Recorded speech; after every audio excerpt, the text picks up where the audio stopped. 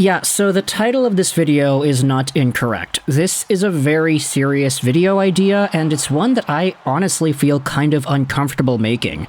But this topic is something that transcends the game of hockey. It impacts a lot of us, which is why I felt it was important enough to bring this up in a video.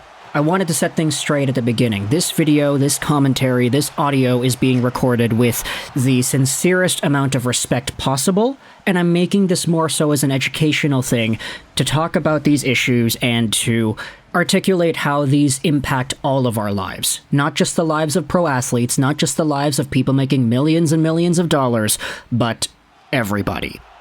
So today, we're going over onto the Montreal Canadiens subreddit and reading a post made by DFF Canuck. I'll be honest right here, this post at the time of recording this audio has 0 upvotes. 26% of the users on the Canadian sub upvoted this, which means that the majority of the people on the sub downvoted it. They didn't think it was worthy of discussion, they didn't like this post. However, the comments on this post are pretty civil. They go over some very important ideas, and for the most part, this is a conversation that I feel like is better to be having than to completely ignore. Let's talk today about this post. Did the 2021 Montreal Canadiens finals team have some deep-seated issues with substance abuse? Now, that is a crazy title, but I want you to hold on. Let's read through what the post has to say. I'll say at the beginning, it's a very speculative idea, and it's not saying anything is confirmed or whatever, it's just throwing it out there and seeing what happens. With Carey coming forward and saying he's seeking support for alcohol abuse, Carey Price's time in the player assistance program, and also Jonathan Drouin's time away from hockey, did the Canadiens have some issues amongst players in that locker room at the time? I know that this post is speculative, and that can cause problems. I'm just wondering if anyone else feels there are some connections. I should also add, if that's the case, I'm glad players are getting help, and I think it would make me more thankful than ever for Marty. I feel like he's the type of leader who would preach a high standard and his words would resonate with a young group of impressionable players. And so, this post brings up a ludicrous, crazy idea that doesn't even really feel appropriate to talk about, but it does so in a way that's respectful enough that I feel earns the respect of the commenters, which is what you get in the replies down below. Firstly, Dberg H4L says, hey, the Drouin stuff was more mental health than a substance abuse thing. And then there's a further reply talking about Carey Price, wherein he said on a podcast that he was struggling with alcoholism, and that's why he entered the Players Assistance Program. That's what he got help for. So because we had this information about Carey Price, and because the other day we got our comments made by Corey Perry, this Reddit user went out there and linked to two saying, hey, they were on the same team in Montreal in 2021. Is that worth thinking about? Is that actually something that we could bring up as a conversation topic? And here's the thing with Corey Perry that I found very interesting from the get-go in regards to his incident, we'll just say. Corey Perry is 38 years old. He has been in the NHL ever since, what was that? 05, 06, like, he made his debut when the Anaheim Ducks were still the mighty Ducks of Anaheim. That was almost 20 years ago. And so to see Corey Perry go through an entire career's worth of time where he was seemingly okay, where the only issues that we had with Corey Perry were everything that he did on the ice, where he'd be checking guys illegally and getting himself into trouble. He'd be scoring a bunch of goals, but he definitely wouldn't be the cleanest whistle out there. It was interesting to me, and it was interesting to a lot of other people that I saw on social media, that Corey Perry has had such a long career that's been relatively problem-free, but this alcoholism thing popped up towards the tail end, where he actually got involved in an incident. It cost him his job in Chicago, and now he is seeking his own individual help to make things right, at 38 years old nonetheless.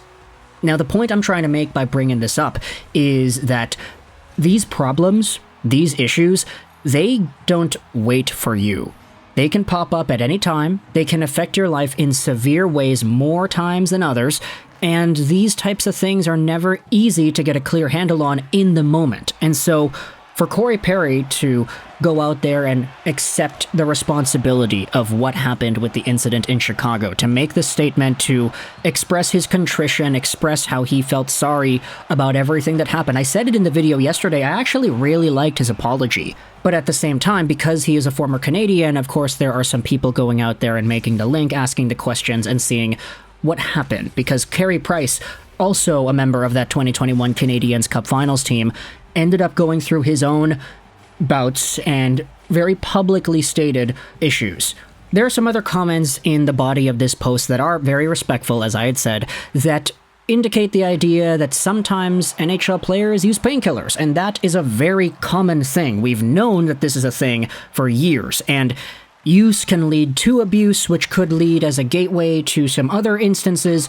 And not to mention the dire circumstances of many of the players on the Montreal Canadiens, where once Carey Price, once Shea Weber, these guys were eliminated in the finals, you could pretty much see it on their faces on the bench. They knew they were done. They knew they didn't have any more left in the tank. Of course, not because they lost their passion for the game, but because their bodies just couldn't hold up. Two of the greatest Canadian hockey players of the 2010s, both knowing pretty much at the same time that their runs were up. Definitely not the type of thing that you would feel happy about. And there are some comments going out there and saying, hey, because it was such an emotional run, it wouldn't be surprising if the rebound from that would be to turn to something like painkillers or like alcohol abuse afterwards. It's definitely not easy to deal with. Here's a comment that I thought was really interesting to read from TikTok Heart. This is pure speculation, so I don't want to weigh in on any one player necessarily, but I think it is worth remembering that whatever may have been happening with the Habs team during that year, the pandemic was also going strong and required players to comply with stringent and alienating measures, especially in Quebec. I can imagine how the isolation would exacerbate any innate tendencies towards addiction, and how the insular, cocooned nature of the way that teammates interacted could have heightened the issue for some. I'm not saying this with any degree of judgment, to be clear, only deep empathy and sadness. You have to remember that when the Canadiens were trapped in Canada, and I say that very literally because there were so few exceptions for guys to be crossing the border back and forth. Jeff Petrie, it was very public that him and his situation with his family was not great. His family was trapped in Michigan, he was playing in Montreal, he was not allowed to see them. And that was a really big deal.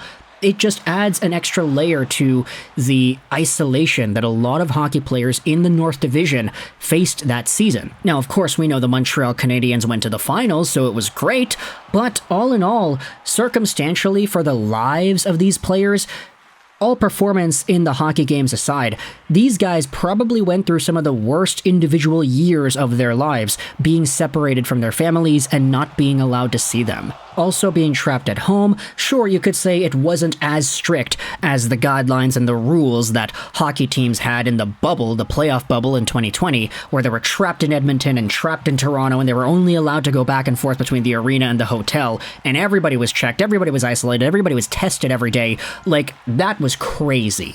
The rules and stipulations were not as harsh as that time, but they were still pretty harsh. Everybody was still scared of the pandemic back in this time frame. And so, what I'm boiling this commentary down to is that for players like Carey Price, who spent an entire career, a Hall of Fame caliber career, and I'm going to say that because the guy was pretty much winning everything there was to win except for the Stanley Cup and probably except for the Conn Smythe, Carey Price had a long career.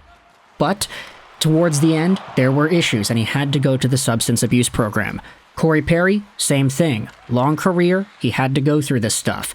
Now, you could say it may be poor taste for me to make a video about this entire thing and talk about it and bring it into the spotlight, but I think it's more important actually to talk about this stuff. I think it is important to acknowledge that these problems can happen later on in life. They don't always start from a young age and they slowly build up. Sometimes external circumstances can get worse, and who knows, maybe Corey Perry or Carey Price or whatever, maybe there were issues that extended further back into the past that we don't know about.